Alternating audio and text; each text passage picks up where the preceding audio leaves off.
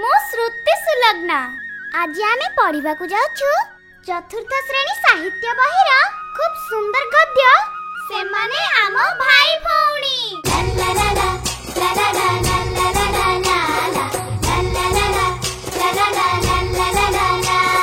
ପଢିବା ପାଠ ଚତୁର୍ଥ ଶ୍ରେଣୀ, ପଢିଲେ ସିନା ପାରିବା ଜାଣି। ପ୍ରତିଭାରାୟଙ୍କ ନୂଆ କାହାଣୀ, ପ୍ରତିଭାରାୟଙ୍କ ନୂଆ କାହାଣୀ। ସେମାନେ ଆମ ଭାଇ ଭଉଣୀ, ସେମାନେ ଆମ ଭାଇ ଭଉଣୀ, ସେମାନେ ଆମ ଭାଇ ଭଉଣୀ, ସେମାନେ ଆମ ଭାଇ ଭଉଣୀ। ସମୁଦ୍ର ପତ୍ତନ ଠାରୁ ପ୍ରାୟ 5000 ଫୁଟ ଉଚ୍ଚରେ ବସବାସ କରୁଥିବା ମାଲକାନଗିରି ବଣ୍ଡା ଆଦିବାସୀ ମାନଙ୍କ ଚାଲିଚଳନ ଆଉ ଜୀବନ ଜୀବିକା ଉପରେ ଆମେ ଅନେକ କଥା ଏଇ ଗଦ୍ୟରୁ ଜାଣିପାରିବା। ଏହାକୁ ଲେଖିଛନ୍ତି ଜ୍ଞାନପୀଠ ପୁରସ୍କାର ପ୍ରାପ୍ତ ପ୍ରଥମ ଓଡ଼ିଆ ମହିଳା ସାହିତ୍ୟିକା ଡକ୍ଟର ପ୍ରତିଭା ରାୟ। ଆଜି ଆମେ ମାଲକାନଗିରି ଜିଲ୍ଲାର ସେ ଘାଟି ରାସ୍ତାରେ ଯାଉଛୁ ଯୋଉଠି ବଣ୍ଡା ସମ୍ପ୍ରଦାୟର ଲୋକମାନେ ବସବାସ କରନ୍ତି। ଆସ ଗପ ଶୁଣି ଶୁଣି ସେମାନଙ୍କ ସହିତ ଭେଟିବା। ତୁମମାନଙ୍କୁ ବହୁତ ଭଲ ଲାଗିବ। କୁଞ୍ଚୁ କୁଞ୍ଚିଆ କେତେ ଯେ ପାହାଡ, ହାତ ଧରାଧରି ହୋଇ କାନ୍ଧକୁ କାନ୍ଧ ମିଳାଇ ସେମିତି ଠିଆ ହେଇଛନ୍ତି କେଜାଣି କେତେ କାଳରୁ। ଆକାଶକୁ ମୁଣ୍ଡ ଟେକି ପାଚେରୀ ପରି ଠିଆ ହୋଇଥିବା ସେଇ ଉଚ୍ଚା ଉଚ୍ଚା ପାହାଡ ଗୁଡ଼ିକର ନାଁ ହେଉଛି ବଣ୍ଡା ପାହାଡ। ସେଇ ପାହାଡ ଉପରେ ସମତଳ ଅଞ୍ଚଳ ଠାରୁ ବହୁତ ଉଚ୍ଚରେ ବାସ କରନ୍ତି ଆମରି ଭଳି କେତେ ମଣିଷ ଆଉ କେତେ ଜାତିର ପଶୁ ପକ୍ଷୀ। ପାହାଡର ଏତେ ଉଚ୍ଚରେ ଘର ଦ୍ୱାର କରି ରହୁଥିଲେ ମଧ୍ୟ ସେଇ ଲୋକମାନେ ଆମଠାରୁ ଭିନ୍ନ ନୁହନ୍ତି। କିନ୍ତୁ ସେମାନଙ୍କ ଚାଲିଚଳନ, ପୂଜା ପର୍ବ, ବାହାବ୍ରତ ଇତ୍ୟାଦି ଭିନ୍ନ ପ୍ରକାରର। ସେମାନେ ନାଚନ୍ତି, ଗାଆନ୍ତି, ଖେଳନ୍ତି, କେତେ ପ୍ରକାରର ପର୍ବ ପାଳନ୍ତି। ସମତଳ ଅଞ୍ଚଳ ଲୋକେ ସେମାନଙ୍କୁ କୁହନ୍ତି ବଣ୍ଡା। ଆଗେ ସେମାନେ ଦେହରେ ଖୁବ୍ କମ୍ ଲୁଗାପଟା ପିନ୍ଧୁଥିଲେ, ସେଇଥିପାଇଁ ତାଙ୍କ ସାଙ୍ଗରେ ଏଇ ବଣ୍ଡା ଶବ୍ଦଟି ଯୋଡ଼ା ଯାଇଛି। କିନ୍ତୁ ସେମାନେ ନିଜକୁ କୁହନ୍ତି ରେମ।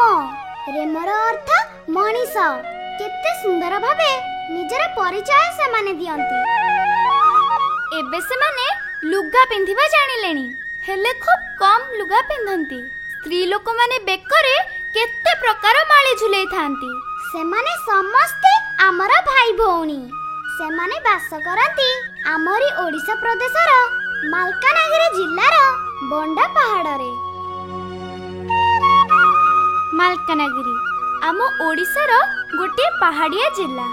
ରାଜ୍ୟର ଦକ୍ଷିଣ ସୀମାରେ ଏଇଟି ହେଉଛି ଶେଷ ଜିଲ୍ଲା। ଆଗେ ଏହା ଥିଲା କୋରାପୁଟ ଜିଲ୍ଲାରେ, ଏବେ ଅଲଗା ହେଇଯାଇଛି। ଆଗେ ବଣ୍ଡା ପାହାଡ ଉପରକୁ ଯିବା ପାଇଁ ରାସ୍ତା ନଥିଲା। ଲୋକମାନେ ପାଦରେ ଚଢି ଚଢି ଉପରକୁ ଉଠୁଥିଲେ। ଏବେ ପାହାଡ କଟା ଯାଇ ରାସ୍ତା ତିଆରି ହେଲାଣି, ଗାଡି ମଟର ଗଲାଣି। ଜିପ୍ରେ ବସି ପାହାଡ ଉପରକୁ ଉଠିବା ବେଳେ ମନେ ହେବ ତୁମେ ଯେମିତି ଉଡ଼ାଜାହାଜରେ ବସିଛ। ତଳକୁ ଚାହିଁଲେ ଆଖି ପାଇବ ନାହିଁ। ଭାବିବ ବଣ୍ଡା ଗାଁ ଗୁଡାକ କଣ ଆକାଶରେ ଝୁଲୁଥାଏ କି?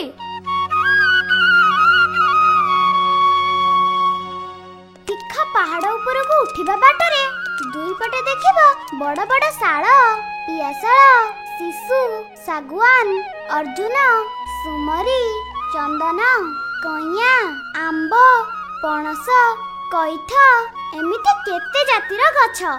ଶିଆଳି ଲଟା ଗେହ୍ଲାରେ ଲଟେଇ ହେଇଯାଇଥିବ ଏ ଗଛରୁ ସେ ଗଛକୁ। ମଣିଷ ହାତର ପାପୁଲି ଭଳି ଚକା ଚକା ପତର ମେଲି ତମକୁ କଣ ଯେମିତି ମାଗୁଥିବ। ସେ ବୋଧେ ମଇତରେ ବସିବା ପାଇଁ ଚାହୁଁଥିବ। ଗଛ କଣ ଆମର ବନ୍ଧୁ ନୁହେଁ? ତା ସାଙ୍ଗରେ ମଇତରେ ବସିଲେ କ୍ଷତି କଣ? ପାହାଡ ପାହାଡ଼ କଟା ରାସ୍ତାରେ ଉପରକୁ ଉଠିବା ବେଳେ ଭାରି ଭୟ ଲାଗିବ। କିନ୍ତୁ ସେଇ ବଣରାଇଜର ଅପୂର୍ବ ଶୋଭା ଦେଖିଲେ ମନରୁ ଭୟ କେଉଁଆଡ଼େ ଉଭେଇ ଯିବ। ସବା ଉପରେ ପହଞ୍ଚିଲେ ଦେଖିବ ଏଠି ସେଠି ପ୍ରାୟ 30ଟି ବଣ୍ଡା ଗାଁ। ଗାଁ ଗୁଡ଼ିକ ଛୋଟ ଛୋଟ। ପ୍ରତି ଗାଁରେ ଖୁବ୍ ବେଶୀରେ 25-30ଟି ଲେଖା ଝାଟିମାଟି କାନ୍ଥର ଘର। ସେଗୁଡ଼ିକ ପିରି ଘାସରେ ଛପର ହୋଇଛି।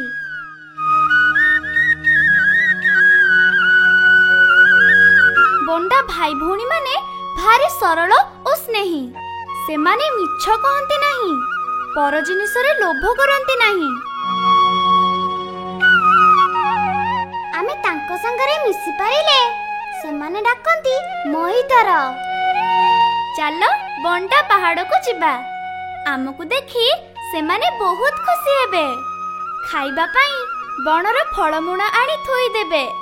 ସେଠାକୁ ଥରେ ଗଲେ ମନ ହେବ ନାହିଁ ଫେରିବାକୁ।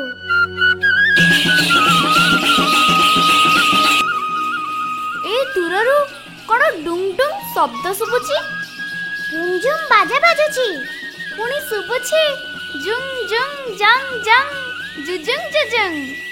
ବଣ୍ଡା ଝିଅମାନେ ନାଚୁଛନ୍ତି, ଖୁସିରେ ଗୀତ ଗାଉଛନ୍ତି। ସେ ଗୀତର ସ୍ୱର କେତେ ମଧୁର। କ'ଣ ଗୋଟେ ପର୍ବ ଚାଲିଛି ପରା।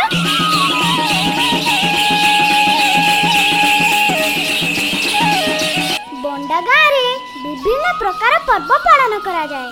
ସେଗୁଡ଼ିକ ହେଉଛି ଦଶହରା ପର୍ବ, ଦିଆଲି ପର୍ବ, ପୁଷ ପର୍ବ, ମାଘ ପର୍ବ, ଚୈତି ପର୍ବ ଇତ୍ୟାଦି।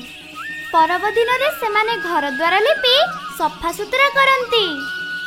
ଏକାଠି ଭୋଜି ଭାତ କରି ନାଚି ଗାଇ ଖୁବ୍ ମौज କରନ୍ତି। ବଣ୍ଡା ସ୍ତ୍ରୀ ଲୋକମାନେ ଖୁବ୍ ପରିଶ୍ରମୀ।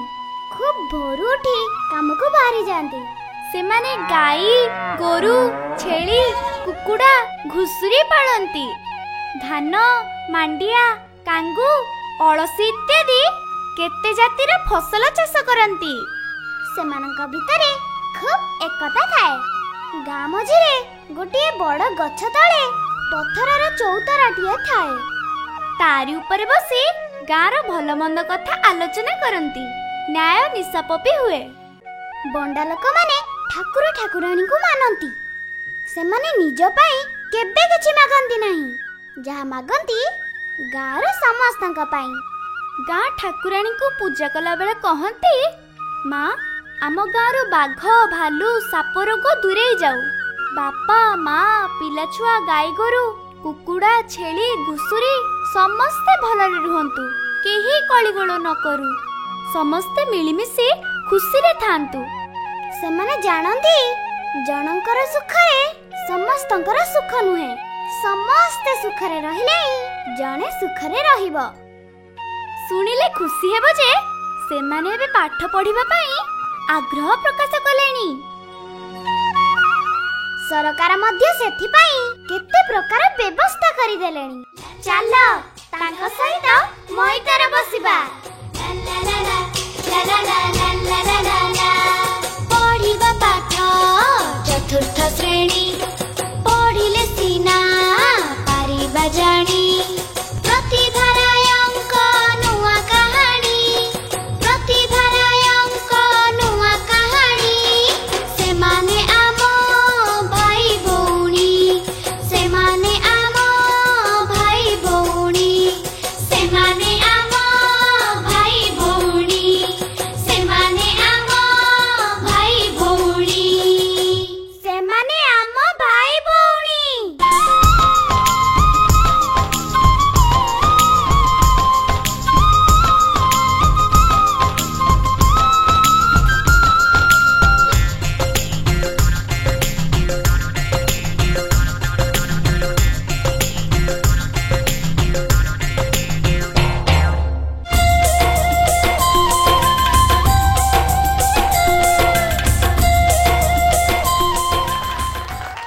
ସାଙ୍ଗମାନେ, ଆମେମାନେ ତ ସେମାନଙ୍କ ସହିତ ମଇଦାରେ ବସିଲୁ। ସେମାନଙ୍କ ବିଷୟରେ ଅନେକ ସୂଚନା ପାଇଲୁ। ତମମାନଙ୍କ ପାଇଁ ମଧ୍ୟ ସୂଚନା ରହିଛି। ଆଉ ଅନେକ ପ୍ରଶ୍ନ ଉତ୍ତର ଖେଳ ରହିଛି। କ'ଣ ଖେଳିବ ତ? ହଁ ନିଶ୍ଚୟ।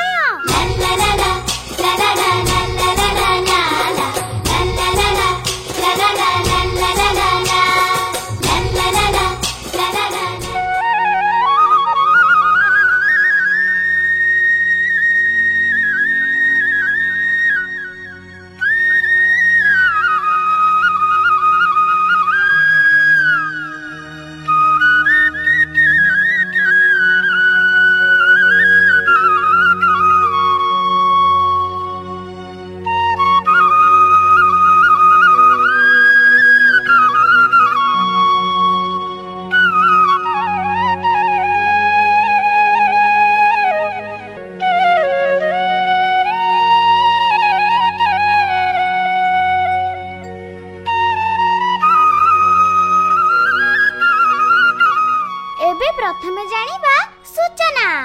कांगू एहा गोटिए प्रकार शस्य। सूजी भଳି एहार दाना गुड़िक क्षुद्र क्षुद्र। एथिरे पिठा ओ खीरा प्रस्तुत करा जाय पारे। एहाको भात भଳି रांधि खिया जाय। अळसी एक प्रकार तैल बीज। एहार फुलर रंग सोरिष फूल भଳି हळदिया। आस केतोटे शब्द जानिबा। कुंचु कुंचिया, बाहाव्रत, चौतरा, तीख, परब, चालीचलन, झाटीमाटी, निशाप, अपूर्व, अभ्यास। आस कथाबार्ता हेबा। पहाड़ गुड़िक हाथ धराधरी हुए छिड़ा होइछंती। एठारे हाथ धराधरीर अर्थ कौन? पहाड़ गुड़िक लागी लागी कुंचु कुंचिया हुए छिड़ा होइथिबारु एठारे पहाड़ गुड़िक हाथ धराधरी हुए छिड़ा होइछंती बोली कुहा जायछि। केउ मानंकु रेमो बोली कुहा जाए। बंडा लोक मानंकु रेमो बोली कुहा जाए। किंबा बंडा लोक माने निजे निजको रेमो बोली कुहंती। बंडा लोक माने ओडिसार केउ जिल्लारे बास करंती? बंडा लोक माने ओडिसार मालकानगिरी जिल्लारे बास करंती। मालकानगिरी जंगल रे केउ सब गछ देखा जाए? मालकानगिरी जंगल रे शाल, पियाशाल, शिशु, सागुआन, अर्जुन, सुमरी, चंदन, कइया, आंब, पणस, कइथ इत्यादि केते जातिर गछ देखा जाए। अच्छा कहिलो बंडा लोकंको घर गुड़िक किपरि? बंडा लोक मानकर घर गुड़िक झाटी माटी कांथरे तयारी होई पीरी घासरे छपर होई थाए। बंडा माने केउ केउ पर्व पालन करंती? बंडा माने दशहरा पर्व, दियारी पर्व, पुष पर्व, माघ पर्व आउ चैती पर्व मध्य पालन करंती। अच्छा सबुठो भल प्रश्न। एई विषयटी किए लेखिछंती? एहाकु लेखिछंती ज्ञानपीठ पुरस्कार पाइथिबा प्रथम ओडिया महिला साहित्यिका डॉक्टर प्रतिभा राय। एबे 2 नंबर रे विषय को पढ़ी की उत्तर लेखिबा। बंडा पहाड़ रे पहाड़ गुड़िक किपर छिड़ा होइतिबा भली दिसंती?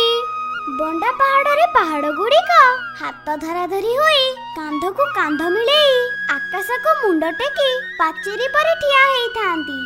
सेमानंको आमे हमर भाई भौणी बोली काहेकि कहिबा? कारण सेमाने आम भली मनीष। जेते उच्चरे घर द्वार करी रहुथिले मध्य सेमाने आमठारु भिन्न नुहंती। आमे जेमती पूजा पर्व पालन करू सेमाने मध्य आम भली केते पूजा पर्व पालन करंती। सेमाने परा आम ओडिसा रे रुहंती, सेइथि पई सेमाने आम भाई भौणी। आ बढ़िया उत्तर देलो।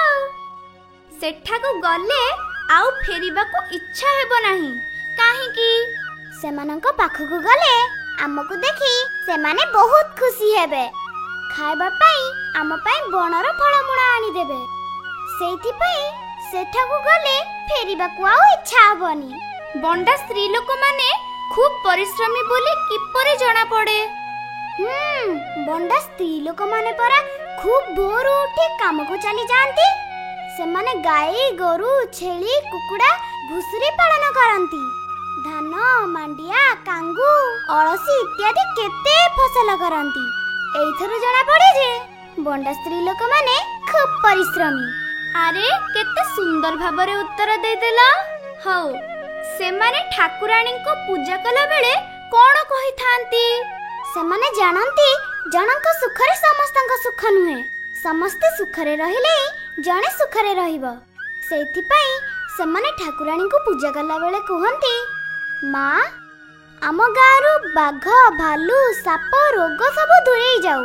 ବାପା, ମା, ପିଲାଛୁଆ, ଗାଈଗୋରୁ, କୁକୁଡ଼ା, ଛେଳି, ଘୁଷୁରୀ ସମସ୍ତେ ମିଳିମିଶି ଖୁସିରେ ଥାଆନ୍ତୁ। ଖୁବ୍ ସୁନ୍ଦର ଭାବରେ ତମେ ଉତ୍ତର ଦେଇଛ। ଏବେ ଚାଲ ସରଳ ଭାଷାରେ ବୁଝେଇ ଲେଖିବା। ଜଣଙ୍କ ସୁଖରେ ସମସ୍ତଙ୍କ ସୁଖ ନୁହେଁ। ଜଣଙ୍କ ସୁଖରେ ସମସ୍ତଙ୍କ ସୁଖ ନୁହେଁ ଡକ୍ଟର ପ୍ରତିଭା ରାୟଙ୍କର ରଚିତ ସେମାନେ ଆମ ଭାଇ ଭଉଣୀ ବିଷୟରୁ ଆସିଛି। ରଚୟିତା ବଣ୍ଡାମାନଙ୍କର ମନର କଥାକୁ ଏଠାରେ ପରିପ୍ରକାଶ କରିଛନ୍ତି ଯେ ବଣ୍ଡାମାନେ ଜାଣନ୍ତି ଜଣଙ୍କ ସୁଖରେ ସମସ୍ତଙ୍କ ସୁଖ ନୁହେଁ। ସମସ୍ତେ ସୁଖରେ ରହିଲେ ହିଁ ତା ମଧ୍ୟରେ ଜଣେ ସୁଖରେ ରହିବ। ସେଇଥିପାଇଁ ତ ସେମାନେ ଠାକୁରାଣୀଙ୍କୁ ପୂଜା କଲା ବେଳେ ସମସ୍ତେ ସୁଖରେ ରୁହନ୍ତୁ ବୋଲି ଠାକୁରାଣୀଙ୍କୁ ଅନୁରୋଧ କରନ୍ତି। ଆହା, କେତେ ସରଳ ଭାଷାରେ ତମେ ବୁଝେଇଲ। ପୁଣି ଆଉ ଗୋଟେ ଧାଡ଼ିକୁ ସରଳ ଭାଷାରେ ବୁଝେଇବା। ମଣିଷ ହାତର ପାପୁଲି ଭଳି ଚକା ଚକା ପତ୍ର ମେଲି ତୁମକୁ କ'ଣ ଯେମିତି ମାଗୁଥିବ। ସେ ବୋଧେ ମଇତର ବସିବା ପାଇଁ ଚାହୁଁଥିବ। ହଁ, ଏଇ ଧାଡ଼ିଟି ମଧ୍ୟ ଡକ୍ଟର ପ୍ରତିଭା ରାୟଙ୍କ ସେମାନେ ଆମ ଭାଇ ଭଉଣୀରୁ ଆସିଛି। ବଣ୍ଡା ପାହାଡ଼କୁ ଯିବା ବେଳେ ରାସ୍ତାର ଦୁଇ ପଟେ କେତେ ଜାତିର ଗଛ ଦେଖିବାକୁ ମିଳେ। ସେଠାରେ ଶିଆଳି ଲତା ଗେହ୍ଲାରେ ଲଟେଇ ହେଇଯାଇଥିବ ଏ ଗଛରୁ ସେ ଗଛକୁ। ଶିଆଳି ଏକ ପ୍ରକାର ଲତା ଗୋଟିଏ ଗଛରୁ ଆଉ ଗୋଟିଏ ଗଛକୁ ଲମ୍ବି ରହିଥିବା ସମୟରେ ମଣିଷ ହାତର ପାପୁଲି ଆମକୁ କିଛି ମାଗିବା ଭଳି ଦିଶୁଥାଏ ଏବଂ ସେଇ ଲତାର ଓହଳ ଗୁଡ଼ିକ ଆମ ସହିତ ମଇତର ବସିବା ପାଇଁ ଆମକୁ ଡାକୁଥିବା ଭଳି ଲାଗେ। ବଢିଆ ଉତ୍ତର ଦେଲ। ଏବେ ତାହେଲେ 4 ନମ୍ବର ପ୍ରଶ୍ନ ଉତ୍ତର କରିବା। କ ସ୍ତମ୍ଭର ଶବ୍ଦ ସହିତ ଖ ସ୍ତମ୍ଭର ସମ୍ପର୍କିତ ଶବ୍ଦକୁ ମିଶାଇ ନୂଆ ଶବ୍ଦ ଗଢ଼ିବା। ଦେଖ, କ ସ୍ତମ୍ଭରେ ଅଛି କୁଞ୍ଚୁ କୁଞ୍ଚିଆ, ଅଙ୍କା ବଙ୍କା, ଚକା ଚକା, ଝାଟି ମାଟି, ଭଲ ମନ୍ଦ। ଆଉ ଖ ସ୍ତମ୍ଭରେ ଅଛି ପତର, ପାହାଡ଼, କଥା, ଘର, ଘାସ ଏବଂ ରାସ୍ତା। ଦେଖିଲ, ଦେଖି କହିଲ, କୁଞ୍ଚୁ କୁଞ୍ଚିଆ ସହିତ କ'ଣ ହବ? ପାହାଡ଼। କୁଞ୍ଚୁ କୁଞ୍ଚିଆ ସହିତ ପାହାଡ଼ ହବ। ତ ଏବେ ଅଙ୍କା ବଙ୍କା ରାସ୍ତା। ଅଙ୍କା ବଙ୍କା ରାସ୍ତା। ଚକା ଚକା ପତର। ଚକା ଚକା ପତର। ଝାଟି ମାଟି ଘର। ଝାଟି ମାଟି ସହିତ ଘର ହବ। ତ ଏବେ ଭଲ ମନ୍ଦ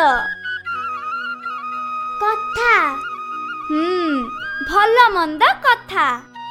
ତ ଚାଲ ଏବେ 5 ନମ୍ବର ପ୍ରଶ୍ନର ଉତ୍ତର କରିବା।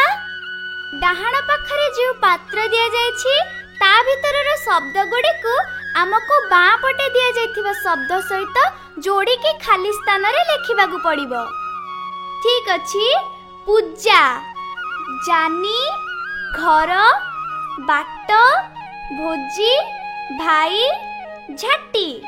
ତ ଏବେ ଡାହାଣ ପଟର ପାତ୍ରରେ ଦେଖିବା ଘାଟ, ଯାତରା, ପରବ, ଭଉଣୀ, ମାଟି, ଦ୍ୱାର ଆଉ ଭାତ। ତ ଏବେ କୁହ, ପୂଜା ସହିତ କ'ଣ ହବ? ପରବ। ପୂଜା ସହିତ ପରବ ହବ। ତ ଏବେ କୁହ, ଜାନି ସହିତ କ'ଣ ହବ? ଜାନି ସହିତ ଯାତରା। ଜାନି ସହିତ ଯାତରା ହବ। ଠିକ୍ ଅଛି। ଘର ସହିତ ଦ୍ୱାର। ଘର ଦ୍ୱାର। ବାଟ ଘାଟ। ବାଟ ସହିତ ଘାଟ ହବ। ଭୋଜି। ଭୋଜି ଭାତ। ଭୋଜି ଭାତ। ଭାଇ ଭଉଣୀ। ଭାଇ ଭଉଣୀ। ତ ଏବେ ଝାଟି। ଝାଟି ମାଟି। ଝାଟି ମାଟି। ତ ଏବେ 6 ନମ୍ବର ପ୍ରଶ୍ନର ଉତ୍ତର କରିବା। ବଣ୍ଡା ଲୋକଙ୍କ ବିଷୟରେ ତଳେ କେତୋଟି କଥା କୁହାଯାଇଛି। ଠିକ୍ କଥା ଧେରେ ଠିକ୍ ଚିହ୍ନ ଆଉ ଭୁଲ କଥା ଧେରେ ଛକି ଚିହ୍ନ ଦବା। କୁହ, ବଣ୍ଡା ମାନେ କୌଣସି ପର୍ବପର୍ବାଣୀ ପାଳନ କରନ୍ତି ନାହିଁ। ଭୁଲ ଚିହ୍ନ। ଏହା ଭୁଲ ହବ। ବଣ୍ଡା ଲୋକମାନେ ବହୁତ ପ୍ରକାରର ପର୍ବପର୍ବାଣୀ ପାଳନ କରନ୍ତି। ଖ, ବଣ୍ଡା ମାନଙ୍କୁ ରେମ ବୋଲି କୁହାଯାଏ। ଠିକ୍। ବଣ୍ଡା ମାନଙ୍କୁ ରେମ ବୋଲି କୁହାଯାଏ। ବଣ୍ଡା ଭାଇ ଭଉଣୀ ମାନେ ଭାରି ସରଳ ଓ ସ୍ନେହୀ। ଠିକ୍ ହବ। ଏହା ଠିକ୍ ହବ। ବଣ୍ଡା ସ୍ତ୍ରୀ ଲୋକମାନେ କିଛି କାମ କରନ୍ତି ନାହିଁ। ଭୁଲ ଚିହ୍ନ। ଭୁଲ ଚିହ୍ନ। ବଣ୍ଡା ଲୋକମାନେ ବହୁତ ପରିଶ୍ରମୀ। ବଣ୍ଡା ଲୋକମାନଙ୍କ ଭିତରେ ଖୁବ୍ ଏକତା ଥାଏ। ଠିକ୍ ଚିହ୍ନ। ଠିକ୍ କହିଲ। ସେମାନେ କୌଣସି ଠାକୁର ଠାକୁରାଣୀଙ୍କୁ ପୂଜା କରନ୍ତି ନାହିଁ। ଭୁଲ ହବ। ସେମାନେ ଠାକୁରାଣୀଙ୍କୁ ପୂଜା କରନ୍ତି। ଏବେ ଯିବା 7 ନମ୍ବର ପ୍ରଶ୍ନ ଉତ୍ତରକୁ। ଚାଲ ତଳେ ଥିବା ଶବ୍ଦ ଗୁଡ଼ିକରେ ଗୋଟେ ଗୋଟେ ବାକ୍ୟ ଗଠନ କରିବା। ସୀମା, ନିଶାପ, ମଉଜ, ଏକତା ଆଉ ଅପୂର୍ବ। ତ ସୀମା ଶବ୍ଦକୁ ଲଗାଇ ଗୋଟିଏ ବାକ୍ୟ ଗଠନ କର। ଓଡ଼ିଶାର ଦକ୍ଷିଣ ସୀମାରେ ମାଲକାନଗିରି ଜିଲ୍ଲା ଅବସ୍ଥିତ। ଠିକ୍ କହିଲ। ଏବେ ନିଶାପ ଲଗାଇ ଗୋଟିଏ ବାକ୍ୟ ଗଠନ କର। ଗାଁର ଭଲ ମନ୍ଦ କଥା ଏବଂ ନ୍ୟାୟ ନିଶାପ ଗଛ ତଳେ ଥିବା ପଥର ଚଉତାରାରେ କରାଯାଏ। ଠିକ୍ ଅଛି। ଏବେ କୁହ, ମଉଜ ଲଗାଇ ଗୋଟିଏ ବାକ୍ୟ ଗଠନ କର। ବଣ୍ଡା ମାନେ ଭୋଜି ଭାତ ନାଚ ଗୀତ କରି ଖୁବ୍ ମଉଜ କରନ୍ତି। ଏବେ ଏକତା ଲଗାଇ ଗୋଟିଏ ବାକ୍ୟ ଗଠନ କର। ବଣ୍ଡା ଆଦିବାସୀ ମାନଙ୍କ ମଧ୍ୟରେ ଖୁବ୍ ଏକତା ଥାଏ। ଠିକ୍ ଅଛି। ଏବେ ଅପୂର୍ବ ଲଗାଇ ବାକ୍ୟ ଗଠନ କର। ବଣ ଜଙ୍ଗଲର ଅପୂର୍ବ ଶୋଭାରାଶି ଦେଖିଲେ ମନରୁ ଭୟ ଉଭେଇଯାଏ। ୟା ପରେ ଆମେ ତାହେଲେ 8 ନମ୍ବର ପ୍ରଶ୍ନ ଉତ୍ତର କରିବା। ତଳ ଅନୁଚ୍ଛେଦର ବାକ୍ୟ ଗୁଡ଼ିକ ମଧ୍ୟରେ କେଉଁ ସ୍ଥାନରେ କି କି ଚିହ୍ନ ଲାଗିବ ତାହା ଲଗେଇବା। ଠିକ୍ ହେଲା କି ନାହିଁ ବହିରେ ଥିବା ପାଠ ସହିତ ମିଳେଇବା। ତୀଖ ପାହାଡ଼ ଉପରକୁ ଉଠିବା ବାଟରେ ଦୁଇ ପଟେ ଦେଖିବ ବଡ଼ ବଡ଼ ଶାଳ, ପିଆଶାଳ, ଶିଶୁ, ଶାଗୁଆନ, ଚନ୍ଦନ ଏମିତି କେତେ ଜାତିର ଗଛ। ଶାଳ ପାଖରେ କମା ଲାଗେନି, କମା ଲାଗିବ। ପିଆଶାଳ ପାଖରେ କମା, ଶିଶୁ ପାଖରେ କମା। ଶାଗୁଆନଟା ଦନ୍ତସ ହେଇଛି, ତାକୁ ତାଲ ବେଶ କରାଯିବ। ଶାଗୁଆନ ପରେ କମା, ଚନ୍ଦନ ପରେ କମା, ଏମିତି କେତେ ଜାତିର ଗଛ ପୂର୍ଣ୍ଣଚ୍ଛେଦ। ଶିଆଳି ଲଟା ଗେହ୍ଲାରେ ଲଟେଇ ଯାଇଥିବ ଏ ଗଛରୁ ସେ ଗଛକୁ। ଏଠି ପୂର୍ଣ୍ଣଚ୍ଛେଦ ଲାଗିନି, ଲାଗିବ। ଠିକ୍ କହିଲ। ଏବେ ମଣିଷ ହାତରେ ପାପୁଲି ଭଳି ଚକାଚକା ପତର ମେଲି ତମକୁ କଣ ଯେମିତି ମାଗୁଥିବ। ଏଇଠି କଣ ମଝିରେ ଉପରେ ଗୋଟେ କମା ରହିବ, କ ଆଉ ନ ମଝିରେ। ବଢିଆ ଜିନିଷଟେ ଧରିଛ। ସେ ବୋଧେ ମଇତର ବସିବା ପାଇଁ ଚାହୁଁଥିବ। ଏଇଠି ବି ପୂର୍ଣ୍ଣଚ୍ଛେଦ ଲାଗିବ। ଗଛ କଣ ଆମର ବନ୍ଧୁ ନୁହେଁ? ସେଠି ପୁଣି ଆସିଲା କ ଆଉ ନ ମଝିରେ କମା, ଆଉ ବନ୍ଧୁ ନୁହେଁ ପରେ ପ୍ରଶ୍ନବାଚକ ଚିହ୍ନ ରହିବ। ଠିକ୍ କଥା କହିଛ। ଏବେ କୁହ, ତା ସାଙ୍ଗରେ ମଇତର ବସିଲେ କ୍ଷତି କଣ? ଠିକ୍ କଥା। ଏଇଠି ଶେଷରେ ମଧ୍ୟ ପ୍ରଶ୍ନବାଚକ ଚିହ୍ନ ରହିବ। ସାଙ୍ଗମାନେ ଏବେ ବୁଝିଲ କୋଉଠି କଣ କଣ ଭୁଲ ଥିଲା ଆଉ କୋଉଠି କଣ କଣ ଚିହ୍ନ ଲାଗିବ। ଏବେ ଯିବା 9 ନମ୍ବର ପ୍ରଶ୍ନ ଉତ୍ତରକୁ। ତଳ ଲିଖିତ ବାକ୍ୟ ଗୁଡ଼ିକର ଖାଲି ସ୍ଥାନ ପୂରଣ କରିବା। ଯାହା ଲେଖା ହେଇଛି ମୁଁ ପଢିବି, ତୁମେ ଖାଲି ସ୍ଥାନ ପୂରଣ କରିବ। ମାଲକାନଗିରି ଆମ ଓଡ଼ିଶାର ଗୋଟିଏ ପାହାଡ଼ିଆ ଜିଲ୍ଲା। ଆଗେ ବଣ୍ଡା ପାହାଡ଼ ଉପରକୁ ଯିବା ପାଇଁ ରାସ୍ତା ନଥିଲା। ଆମେ ତାଙ୍କ ସାଙ୍ଗରେ ମିଶି ପାଇଲେ ସେମାନେ ଡାକନ୍ତି ମଇତର। ଗାଁ ମଝିରେ ଗୋଟିଏ ବଡ଼ ଗଛ ତଳେ ପଥରର ଚଉତରାଟିଏ ଥାଏ। ସମସ୍ତେ ସୁଖରେ ରହିଲେ ହିଁ ଜଣେ ସୁଖରେ ରହିବ। ବଢିଆ ଉତ୍ତର ଦେଲ। ଚାଲ ଏବେ 10 ନମ୍ବର ପ୍ରଶ୍ନର ଉତ୍ତର କରିବା। ବଣ୍ଡା ଭାଇ ଭଉଣୀ ମାନଙ୍କର କେଉଁ ଗୁଣ ଗୁଡ଼ିକ ଆମକୁ ଭଲ ଲାଗିଲା ତଳେ 5ଟି ବାକ୍ୟରେ ଲେଖିବା। ବଣ୍ଡା ଭାଇ ଭଉଣୀ ମାନଙ୍କର ଏକତା ଆମକୁ ଭଲ ଲାଗିଲା। ବଣ୍ଡା ମହିଳା ମାନଙ୍କର ପରିଶ୍ରମୀ ଗୁଣ ଆମକୁ ଭଲ ଲାଗିଲା। ବଣ୍ଡା ଲୋକ ମାନଙ୍କର ସରଳତା ଆଉ ସ୍ନେହଭରା ଗୁଣ ଆମକୁ ଭଲ ଲାଗିଲା। ପର ଜିନିଷରେ ଲୋଭ ନ କରିବା ବଣ୍ଡା ମାନଙ୍କର ବହୁତ ଭଲ ଗୁଣ। ବଣ୍ଡା ଲୋକମାନେ ଠାକୁରାଣୀଙ୍କ ପାଖରେ ସମସ୍ତଙ୍କର ମଙ୍ଗଳ ହେଉ ବୋଲି ପ୍ରାର୍ଥନା କରନ୍ତି। ଏଇ ଗୁଣଟି ମତେ ସବୁଠୁ ଭଲ ଲାଗିଲା। ଠିକ କହିଲ। ଏବେ ତୁମ ପାଇଁ କାମ। ତୁମ ଘରେ କି କି ପର୍ବ ପାଳନ କରାଯାଏ ତାର ଏକ ତାଲିକା କରିବ। ଆଉ ଓଡ଼ିଶାର ମାନଚିତ୍ରଟିଏ ସଂଗ୍ରହ କରି ସେଥିରେ କୋରାପୁଟ ଜିଲ୍ଲା ଏବଂ ମାଲକାନଗିରି ଜିଲ୍ଲା କେଉଁଠି ଅଛି ତାକୁ ଚିହ୍ନଟ କର। ସାଙ୍ଗମାନେ, ନୂଆ ଜାଗା ନୂଆ ଲୋକମାନଙ୍କୁ ନେଇ ଏଇ ନୂଆ ପ୍ରକାର ଗପ ତମକୁ କେମିତି ଲାଗିଲା ନିଶ୍ଚୟ ଜଣେଇବ।